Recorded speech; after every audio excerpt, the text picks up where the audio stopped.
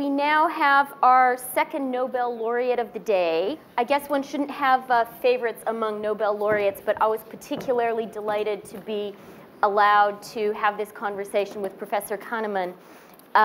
He is a particularly timely person for us to be talking to. I think we're really, really lucky to be able to hear from him because, as I'm sure everyone knows, he is really the father of behavioral economics.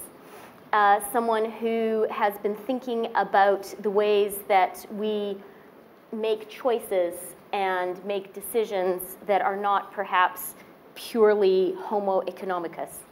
And so I wanted to start, Professor Kahneman, by asking you, has this financial crisis changed the way we think about thinking and we think about economics? Has it been a triumph of the behavioral economists over the classical economists? Have you guys won?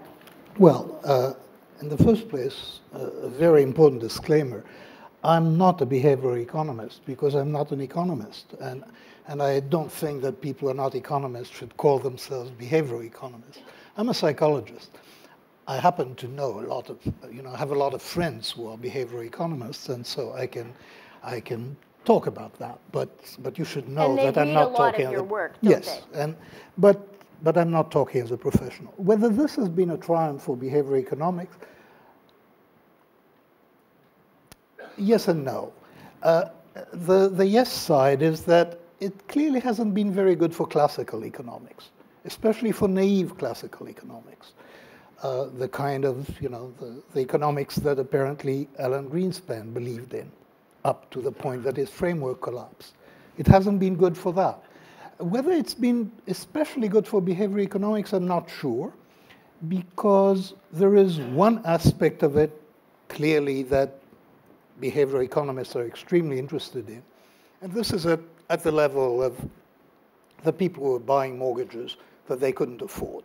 This is a classical example of behavior that would be rational and where behavioral economics would think that people do need protection against bad choices that they would make for themselves. So on that issue, I think clearly behavioral economics is relevant, and I think people are going to take that more seriously in future. And they'll take it more seriously how? By preventing us from making bad choices? Is that what governments need to start doing more? No, that's a bad word, preventing people from making any choice. But by trying to help people make choices that are better for themselves without abridging their freedom. It's treading that fine line. This is what nudge is all about. This is what modern behavioral economics is. And how can you do that? How do you avoid preventing me from doing something bad? Well, by making sure, by imposing on the people, for example, who tell you something about a privacy policy, not to obfuscate. This is something that can be regulated. That is, that information that people should have should be in plain English, so that you do not need to be a professional lawyer to understand it. So that mortgages and agreements with credit card companies should be summarized to a paragraph that somebody can read and understand. And this is a matter for regulation, and I think it's going to involve a lot of fighting because commercial interests are dead opposed to it. But at least in the United States, currently, we have a behavioral economist, or we have Cass Sunstein as chief of regulation, and so you couldn't do much better. And clearly, this is very close to his interest: is helping people make better decisions for themselves without abridging their freedom, so-called libertarian paternalism.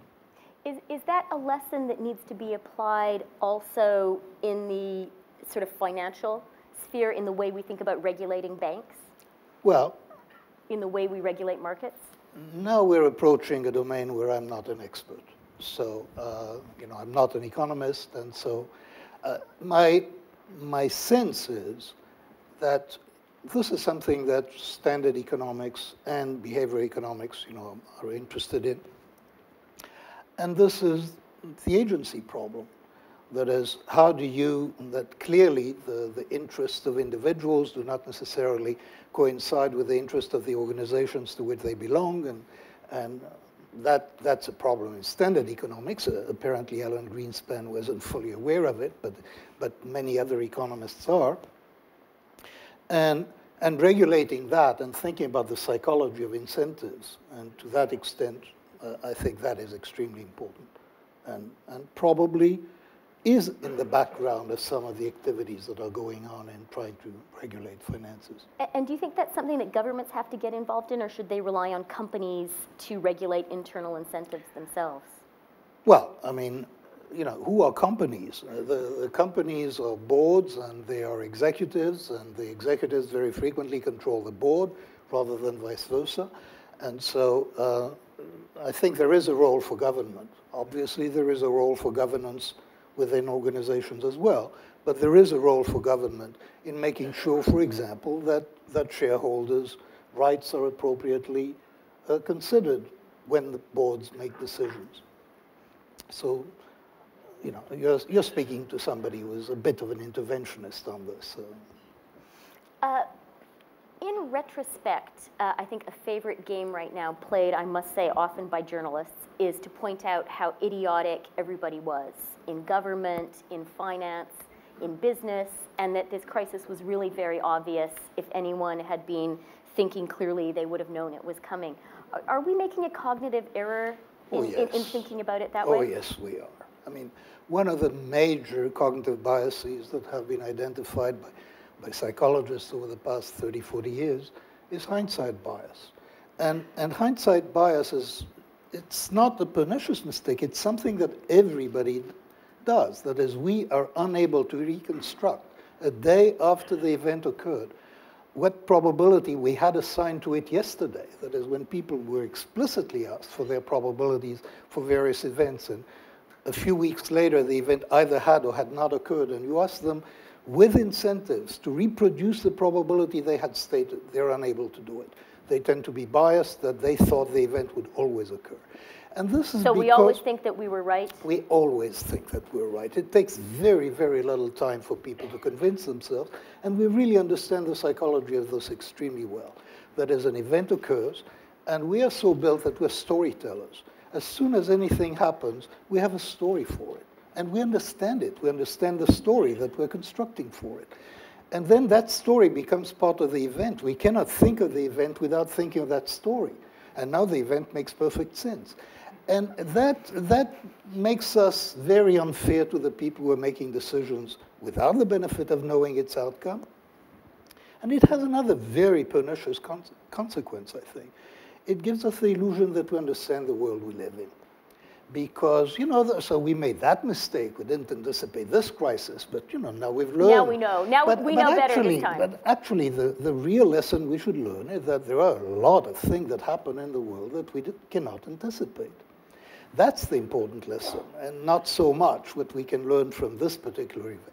Actually, I would think people overlearn from experience. It's not that we don't learn enough from experiences. We also learn way too much from experiences. What do you mean by that? It seems Well, impossible. Surely we should always be learning from our What mistakes. I mean by that is, I mean, you know, the experience, like the expression of fighting the last war is an example of learning too much from an experience, is that it narrows the way that you think about the future. And it produces that illusion that you really know the future, or that the future is knowable. So humility with respect to what was foreseeable is, I think, a very, very good idea. I think it is true that some people foresaw it, but, you know, for example, somebody I respect enormously, I mean, Nouriel Roubini, everybody respects him these days, but it is true that he had been predicting a lot of disasters before that disaster happened, and that was true of a number of people. You don't believe in the stopped clock theory of Nouriel Roubini? No. I mean, I think that, you know, he may, many people saw that, you know, and they were vindicated, but people who were as knowledgeable and as intelligent as the people who did see it did not see it.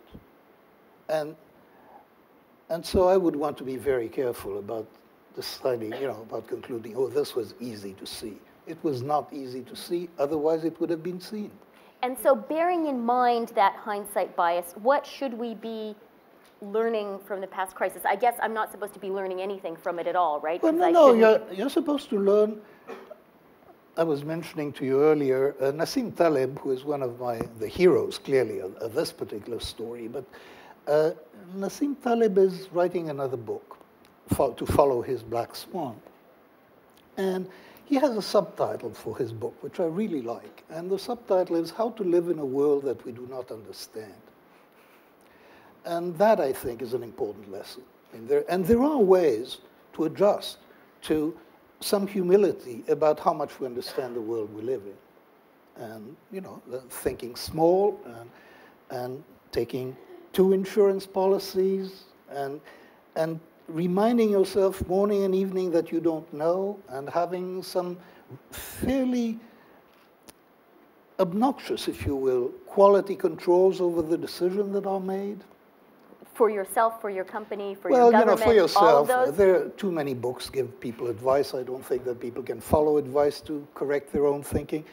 But I think you don't think we can follow advice to correct our own thinking? No. That's think so it's depressing. It's so just we're too, just just too we're much doomed work, too to hard. just think in the Pretty irrational much, way people do. Pretty much. I mean, you can.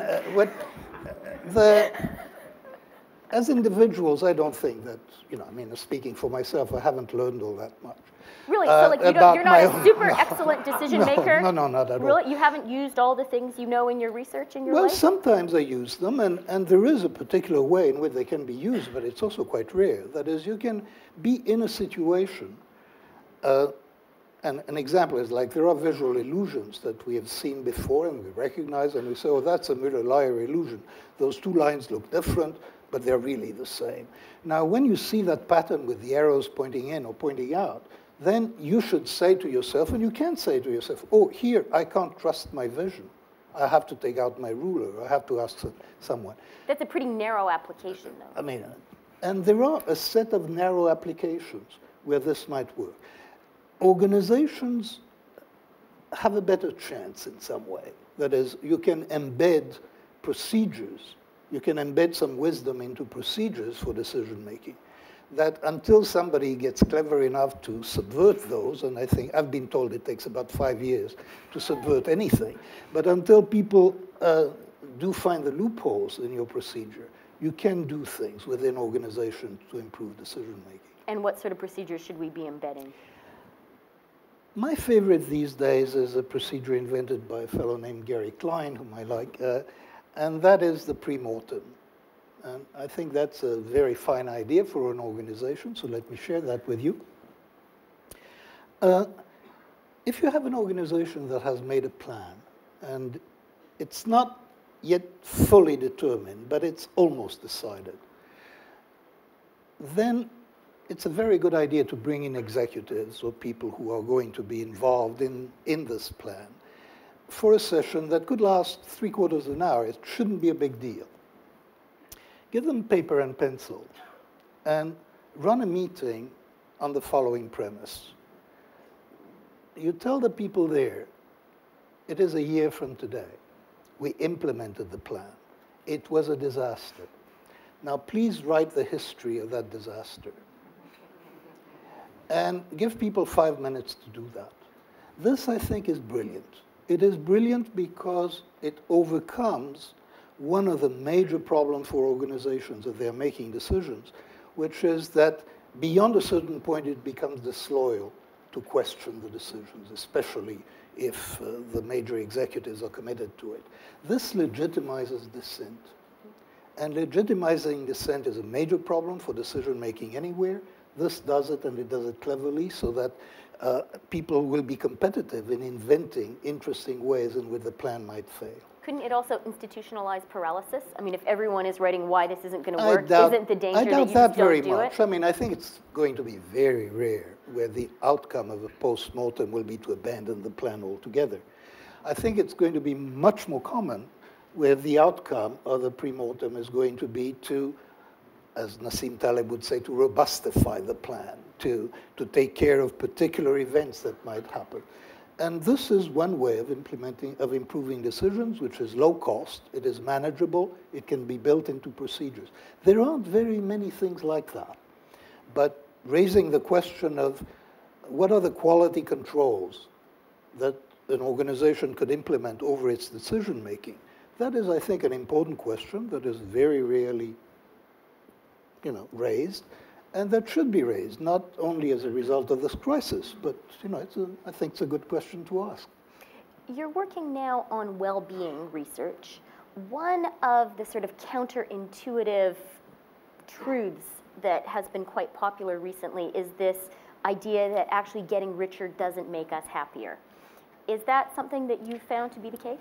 Well, it's a bit of a complicated story. This is very widespread, that money cannot buy you happiness. Now, and there was a line, right? People were saying it was $25,000 yes, a year, and there was a low. very famous graph that many of you may have seen of the GDP of countries on the x-axis and their well-being on the y-axis, and the line went like that. So roughly, this is how people saw it. They saw it as a rising line and a flat line. In fact, which would be important if true, right? Yes, it would be important if true, but it was false. It was completely false. That line was drawn on the wrong axis. It was drawn on a dollar axis instead of on a log dollars axis. And of course, we should be thinking log dollars because that's the way to think about percentage changes, which is the only thing that is relevant when we're talking about income. When you plot that on log dollars, as my colleague, the economist Angus Deaton, has done, you get a perfect straight line. It actually rises slightly more steeply. So among money richer does countries, make us happier? It makes us more satisfied with our lives. It does. Whether or not it makes us happier is a different question, because it turns out... Can you tell us what the difference is between being satisfied with our lives and being happy? I think there are those two aspects that we're beginning to distinguish in the study of well-being, between being happy in your life and being happy about your life. And those are two very different questions. I sometimes speak about different selves. You have an experiencing self that is doing the living, and then you have a remembering or evaluating self that keeps score. And occasionally you think about your life and you keep score. Now, in a survey, when they ask you how satisfied are you with your life, this is an opportunity to score yourself, and you score yourself. When people score themselves, it goes straight up with income. It also goes up with education. In short, it goes up with conventional measures of success. At least in the United States, we have a really brand new finding, not published yet. We're preparing it for publication. Okay, it's a scoop. Oh, it's going to be on YouTube. Oh, my God. Well... Oh, you can't stop now. No, You're halfway. You can't stop. I know I can't stop.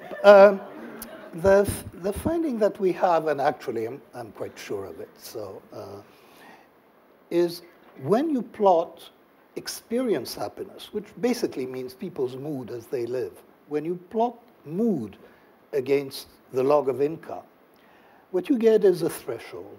And the threshold is, in the United States, somewhere between $60,000 and $80,000.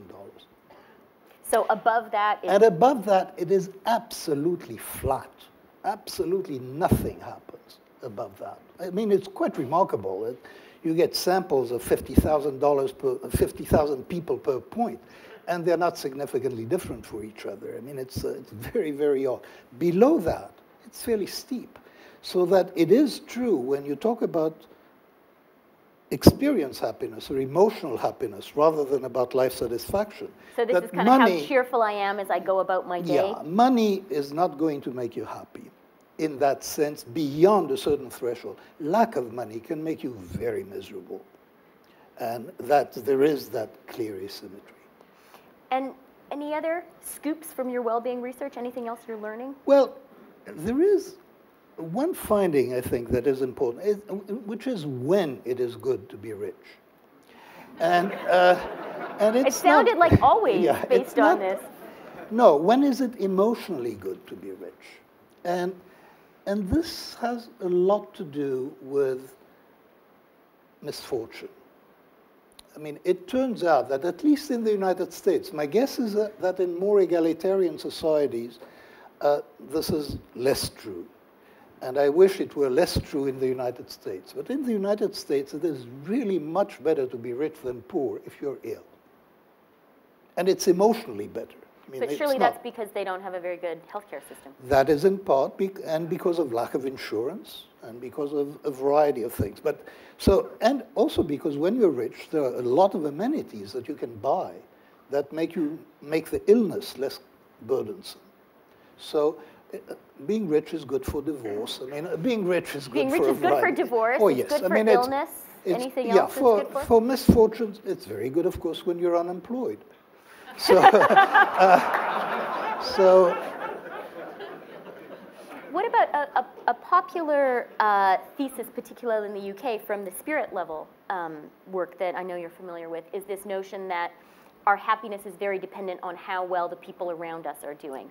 And our happiness is less about our absolute wealth and more about how we rank. Is that true? I think this is definitely not true with respect to life satisfaction. I mean, the very interesting result that we're finding... With respect to that scoring you're talking about. To the scoring. The very interesting result is it's not strictly comparative. And even when you go across country, there seems to be a worldwide standard about what a good life is. And what's that? Well, it's more or less what Denmark has, or and what isn't, you know, when you look at the ladder of life, which is a score for life satisfaction, the average in Denmark, it's a 11-point scale from 0 to 10. The average in Denmark is 8. The average in Togo is 3.2. This is an enormous difference, and it really lines up with GDP perfectly. And so what's the Danish miracle? Just that they have more money than the people in Togo? No, the Danish miracle, there is something else that is particularly important. It's important for life satisfaction, but it's particularly important for emotional happiness. And this is trust. What emotional happiness is largely about people. It's about spending time with people you like and with people you can trust. And that turns out to be vastly more important for emotional happiness than income, certainly above that threshold. And when you look across countries, in the same way that GDP is a marvelous predictor of life satisfaction across countries, the best predictor of emotional happiness across countries is corruption. That is among the objective indices. And that is because corruption is an index of trust. It's the degree to which people trust each other and trust organizations and trust institutions. And that, it turns out, has an effect on people's mood, on their everyday mood, as we can observe it in surveys. That's a wonderful thought. We weren't supposed to have questions, but I think everything Professor Kahneman has said to us is so interesting that if there are one or two questions, we will take them. Anyone want to ask anything? I have one last question if no one else has a question. Please. Sue Uniman from Mediacom. It's a bit too high. One of the things that seems to be happening is that people are staying in touch with more people for longer. So my kids are on Facebook, and it strikes me that they're perfectly capable now of remaining actively in touch with everybody they've ever known ever. What impact do you think that's going to have on happiness? I don't know yet, actually. I simply don't know. What we do know is that the best single predictor of mood that has been identified is the time that you spend during a day with people you like. Does that have to be face-to-face, whether that or could has it to be face-to-face or not is something that at least I don't know. And are you figuring it out for us? Now I really would like to find out, but actually I have no idea. So my guess is that it's not going to be quite as good. Okay. That is, that there is something about face-to-face that makes you smile, and but maybe Skype with pictures. We don't know yet, at least I don't know. But we have the tools. We ought to be able to know, and pretty soon we will. I will suggest to Gallup that they put that into their world poll and their daily poll. Yeah, come back and tell us next year. And could you do like a ranked one? So Facebook and then Skype and then face-to-face? I'm sure it can be done. I'm sure it can be done, and it should be done. That would be very useful information. And it should also be very easy to do. So that's a good idea. Thank you. Okay, any more great research questions? Hello, Zahir Scott, principal from B Media. Thank you for your time. Interested in your perspective, we had a panel earlier where the chairman of both of Kingfisher and Gucci both said what they're selling is dreams. not products. And I think when I heard that, I thought about what are the implications of selling dreams via products. And I think particularly when your research shows that, you know, I'm American, as you can tell, but a lot of America and Americana is caught up in sort of dreams through physical things. Just interested in your perspective, given the research showing that you can't really buy happiness and beyond a certain threshold it doesn't matter, but still sort of this ethos of consumerism and sort of what's driving that if your data is showing something different. I think I don't really know is a pretty good answer to that one. You know, I could speculate, of course, and you know, if it is true that what really matters is the time that people spend with people they like, then there are many individuals in society who are making their own choices about how to spend their time. And that has implications, I think. But that's not entirely true, right? You told us you need lots of money to get through being sick or getting a divorce or being unemployed, so... Well, you know, it will help, so up to a point. But how much to sacrifice? How long a commute? People hate commuting, we know that. How long a commute? What is the trade-off between the amount of time that you work and the amount of time that you spend with people you like? And that has to do with consumerism and with the importance of buying dreams, and so on. So it's a complicated issue. I don't have, you know, data that speak directly to it. And it's not going to be a new research subject for you? There is a limit to what I can do. That one seems to be a bit more complicated than finding out about Facebook and Twitter. Okay, on that idea of limits, sadly, there's a limit to how long we can talk to you right now. But thank you very much. I was perversely reassured by the knowledge that I can't actually make my decisions better and that you can't actually make yours that much better, even though you're a student of all of this. And thank you for the scoop. That was really fascinating. Thank you. It was a real pleasure.